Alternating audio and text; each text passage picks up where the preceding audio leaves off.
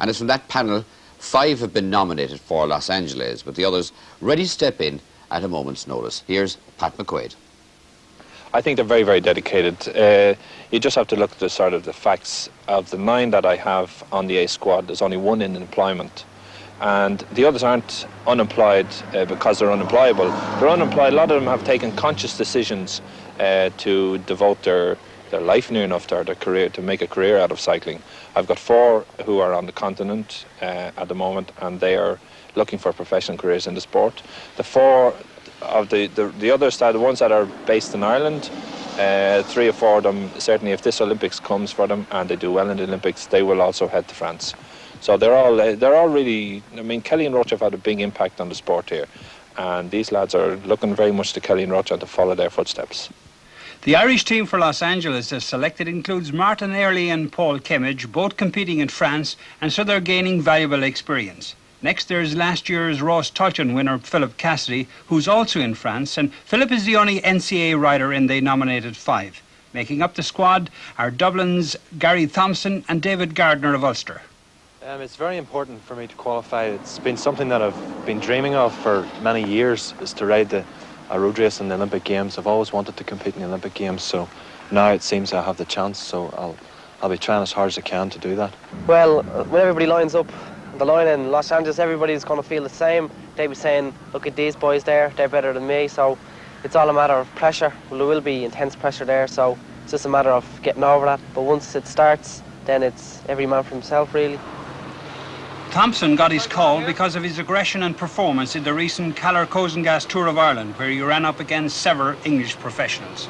It made the racing much harder and much better. It was a whole new experience. Never raced against professionals before, and it would come to benefit now in the future. Like when I go for the milk race, there'll be professionals there. So it was really good experience. I learned nothing too, and it's good to see how they race too. You know, it's a whole different ball game. David Gardner carries the Ulster flag in the Olympic team, a powerful rider who's had several races abroad in the past 2 seasons, including France. I'm from Lurgan in Northern Ireland, which is just west of Belfast, and I'm unemployed at the moment. I have been a student the past couple of years, but just over the winter period I've been dedicating myself to the cycling, trying to get to Los Angeles. Obviously, we do quite a lot of training in order that when we get away on international events, that we're as fit as possible and that we put up the best performance possible. And soon we'll be riding such events as the Ross, the Tour of Britain, and the preparation event before Los Angeles will be the Coors Classic in Colorado. So obviously we want to do as well as we possibly can in those events, and it takes a lot of training here in Ireland before we go away. There's a lot of razzmatazz in the American scene. It's a very colourful thing, you know, but it's also a very, very high standard of racing. And in Colorado, where you're racing at altitude, it's an added sort of difficulty to the racing. Also, it's very hot in Colorado at that time of year, so there are a lot of problems involved in it, but it's a very enjoyable type of racing.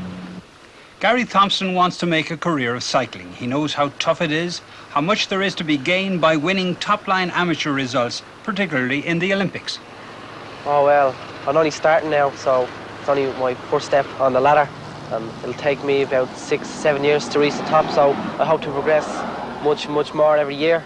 So even now I'm not at my best.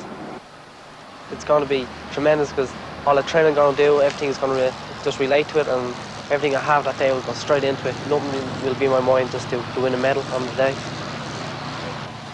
I would, after the Olympics, I would take turn professional, and to do a good ride in the Olympics would be nice. To think like you're riding for Ireland and to put up a good performance would be something in the Olympics. Would be like it's only once every 4 years, and to say that you competed in the Olympics and to get out there and to represent your country, and the fact that if you were there for a medal, it's just tremendous, you know, if you could do it, you know, and like that's all behind you, like just you're psych yourself up for that, and it's just be great, like to get the chance and to do it, you know.